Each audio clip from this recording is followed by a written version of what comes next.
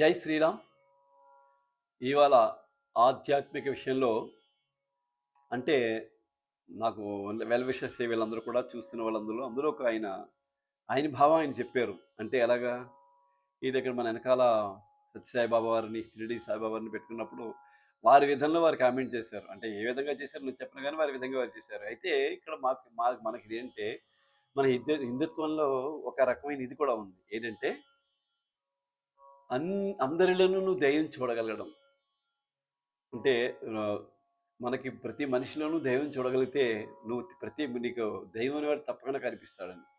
మనం స్పెసిఫిక్‌గా వీళ్ళని తండ్రిని ఇప్పుడు మనం మన మన కన్న తండ్రి ఉన్నా కూడా మనం వేరే వాళ్ళని ఒక తండ్రి భావంతో మనం ఒక ఇంగ్లీష్‌లో అయితే అంకుల్ అని గాని, లేకపోతే బాబాయ్ గారని, మావయ్య గారని పిలుస్తాం. వాళ్ళని గౌరవిస్తాం. ఒక పుట్టినరోజు వస్తే వాళ్ళకి చాక్లేట్ ఇచ్చి కలగదన్నం పెడతాం. ఎందుకు పెట్టాలి? అంటే మన తండ్రితో మనం సమానంగా చూసుకుంటున్నాం కాబట్టి. అంటే ఇక్కడ కూడా అలాగే వేరే దేవుని కూడా మన దేవునితో మనం సమానంగా చూసుకోవచ్చు. అంటే సాధ్యమందిగా చాలామందికి ఏమంటే అలా చూడడం బట్టి మనం వేరే వాళ్ళు మనం లోకువ చేసి మనం ఇదిగా మాట్లాడుతున్నారంటారు. కానీ అది యాక్చువల్‌గా మానవ సూత్రం ప్రకారం చూసుకుంటే మనం అందరినీ మనం గౌరవించగలిగినాడు. మనం తప్పకుండా ఈ భేదాలు ఎందుకుంటాయి అప్పుడు? ఇది వాళ్ళకి వర్తిస్తుంది.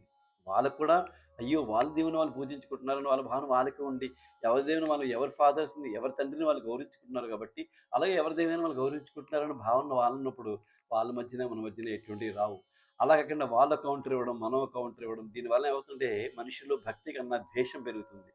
భక్తి గొప్పదా? ద్వేషం గొప్పదా? ద్వేషంతోటి మనం వాళ్ళని ఎవరిని భక్తులుగా చేయలేము. అలాగే భక్తితో మాత్రమే మనం మన ఎదుటి వాళ్ళని ఒక భక్తులుగా చేయగలం. ఎవరినైనా పూజించండి పర్లేదు. కానీ వేరే వాళ్ళని మనం వేలువెత్తి చూపించే పరిస్థితి మనకు రాకూడదు. వాళ్ళు కూడా అలా వాళ్ళు చేసినా, ఎవరు చేసినా తప్పే. అది తప్పే. కాబట్టి ఇది గ్రహించుకొని కూడా మనం చిన్న విద్యార్థులు, ఈనాటి యువతల దగ్గర నుంచి ప్రతి వాళ్ళకి చెప్పేదదే. ప్రతి మనిషిలోనూ దైవం చూడండి. తప్పనిసరిగా మనం వాళ్ళందరిలో మనకు దైవం కనపడతాడు. అదే మనం అందరితోటి మనం ఆనందంగా ఉండగలుగుతాం. మరొక విషయం, ఈ విషయం గురించి మరొకసారి మనం చర్చించుకుందాం. జై శ్రీరామ్.